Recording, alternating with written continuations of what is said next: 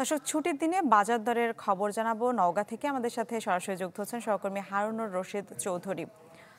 হারুন, বাজারে সবজির সরবরাহ দরদাম কেমন দেখছেন?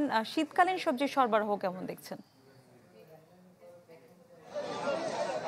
সরবরাহ তো আছেই অবশ্যই, কিন্তু আমাদের কাছে যেটা মনে হয়েছে যে এবারে সবজির যে দাম সেটি আসলে বেশ খানিকটা ভোগাবে যারা চূড়ান্ত ভোক্তা আছেন তাদেরকে।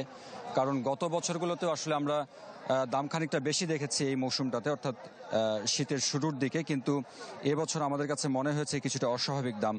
আজকের বাজারে যদি আপনাকে বলি যে প্রতি কেজি বেগুন কিনতে আসলে গুনতে হচ্ছে প্রকারভেদে 120 টাকা পর্যন্ত, সিম 120 টাকা, একটা ফুলকপির দাম অর্থাৎ 1 কেজি ওজনের যেই ফুলকপিগুলো আছে সেগুলোর দাম কিন্তু 60 টাকা পর্যন্ত নেওয়া হচ্ছে।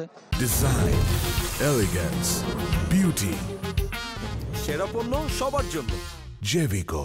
প্রতি কেজি টমেটো নিতে আপনাকে গুনতে হবে 120 টাকা। পেঁপে, যেটি আসলে সারা বছরই পাওয়া যায় কিন্তু এই মৌসুমটাতেও পাওয়া যাচ্ছে, সেটির দাম 60 টাকা কেজি। পালং শাক আছে প্রকারভেদে, এটি 60 থেকে 70 টাকা পর্যন্ত।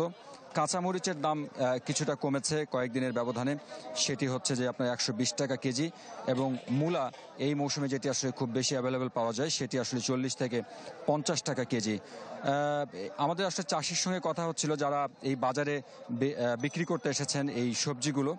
আমরা আসলে কথা বলছি এটি নওগাঁ যে পাইকারি বাজার আছে সেই জায়গা থেকে, এবং তারা যেটি বলছেন যে আসলে যেহেতু আপনি জানেন কয়েকদিন আগে যে অসময়ের বৃষ্টি হয়েছে সেই বৃষ্টির কারণে তাদের যে ক্ষেত সেটি নষ্ট হয়েছে, যার কারণেই আসলে এই সবজিগুলোর দাম এবার বেশ খানিকটা চড়া দামে বিক্রি করতে হচ্ছে তাদের, এবং ভোক্তাদেরও কিন্তু এই চড়া দামে কিনে খেতে হচ্ছে। মোটামুটি এরকমটা ছিল নওগাঁর বাজার থেকে।